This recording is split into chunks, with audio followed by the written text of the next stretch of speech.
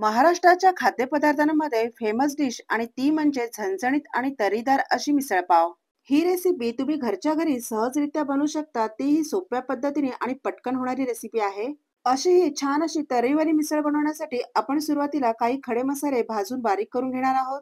यासाठी गॅसच्या मिडियम फ्लेमवर कढई ठेवून त्यामध्ये 3 चमचे धने घेऊन 2 चमचे जिरे घेतले, 1 चमचा शहा जिरे आणि 1.5 चमचा बडीशेप घेऊन 2 चमचे सफेद तीळ घ्यायचे. सर्व हे मिक्स करून चांगलं भाजून घेऊया. 2 मिनिटभर तरी हे सर्व चांगलं असं खरपूस भाजून घ्यायचे. थोडा वेळ भाजून झाल्यावर आपण यामध्ये काही खडे मसाले घालूया.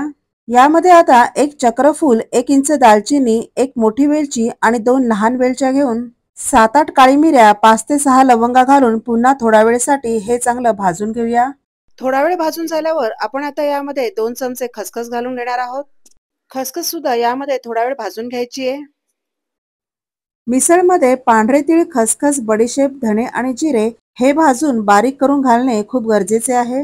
आता हे आपण एका प्लेटमध्ये काढून घेऊया. याच कढईमध्ये आता आपण वाटण तयार करूया. त्यासाठी कढईमध्ये 1 मोठा चमचा तेल घालून उभे चिरलेले 3 कांदे घालून घेतले. कांदे या तेलामध्ये 3 ते 4 मिनिटे तरी चांगले भाजून घेऊया. गॅसची फ्लेम ही मिडियम ठेवूनच हा कांदा चांगला भाजून घ्यायचा आहे. यामध्ये आता 15 ते 16 लसणीच्या पाकळ्या घालून 1.5 इंच अद्रक बारीक करून घालायचे.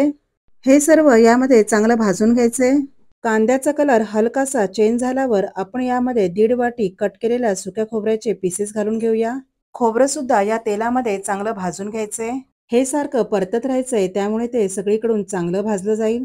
कांदा खोबरं इथे मस्त असं भाजून झालंय. आता आपण यामध्ये टोमॅटो घालून घेणार आहोत. तर इथे मी 2 टोमॅटो कट करून घातलेत. आता मी थोडेसे मीठ यामध्ये घालून घेते. मिठामुळे टोमॅटो हे लवकर असे मऊसूद होतील. टोमॅटो सुद्धा यामध्ये चांगले शिजलेत. भाजलेलं हे मिश्रण आता आपण एका प्लेटमध्ये काढून घेऊया. सुरुवातीला जे काही खडे मसाले मी भाजून घेतले होते ते मी आता मिक्सरमधून फिरवून घेते. हे खडे मसाले आणि आपण जे काही वाटण वाटणार आहोत ते सगळं काही एकदम बारीक वाटून घ्यायचंय. बारीक वाटल्याने ते मिसळमध्ये छान असं मिळून येतं आणि त्यामुळे मिसळ सुद्धा खूप टेस्टी लागते. आता यामध्ये भाजलेलं कांदा, खोबरं, अद्रक, लसूण आणि टोमॅटो घालून घेते. टोमॅटो यामध्ये असल्याने मी यामध्ये पाणी घालत नाहीये. जर का तुम्हाला पाणी हवं असेल तर तुम्ही यामध्ये थोडेसे पाणी घालू शकता. अशा प्रकारे वाटण हे असं एकदम बारीक वाटून घ्यायचे. आता मी इथे खमंग अशी फोडणी देते.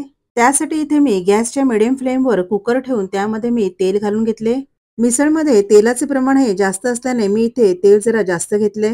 तेल थोडे गरम झाल्यावर यामध्ये मी 1 चमचा राई घालून घेतली. राई चांगली तडतडल्यावर यामध्ये 1 चमचा जिरे घालायचे. आता यामध्ये मी पाव चमचा हिंग घालून एक बारीक चिरलेला कांदा घालून घेतलाय.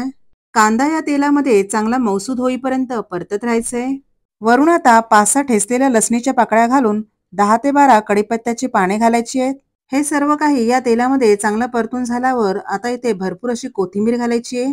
कोथिंबीर ही सुरुवातीला तेलामध्ये चांगली परतून घेतली की कोथिंबीरचा छान असा सुगंध या मिसळला येतो. आता काही मी सुके मसाले घालून घेते.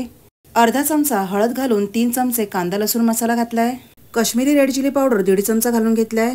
काश्मीरी रेड चिली पावडर तिखट नसून आपण या मिसळला छान असा रंग येण्यासाठी घातलाय. हे मसाले या कांद्यामध्ये चांगले मिक्स करून आपण जे काही वाटण बनवलं होतं ते सुद्धा यामध्ये घालून घेतलंय. हे वाटण सुद्धा साईडने चांगलं तेल सुटेपर्यंत परतून घ्यायचंय. आता इथे मी मोड आलेली मटकी घालून घेते.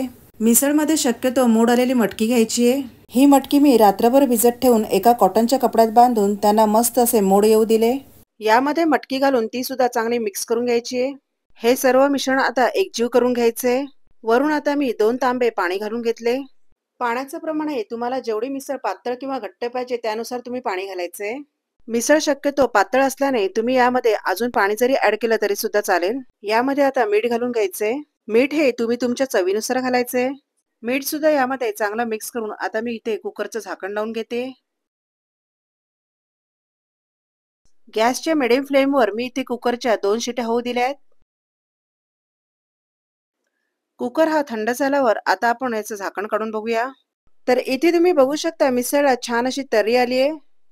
तर इथे आपली मस्त झणझणीत आणि चमचमीत अशी मिसळ बनवून तयार झाली आहे. तर पुन्हा भेटूया अशाच एका छान अशा रेसिपी सोबत. तोपर्यंत मस्त खा, मस्त रहा.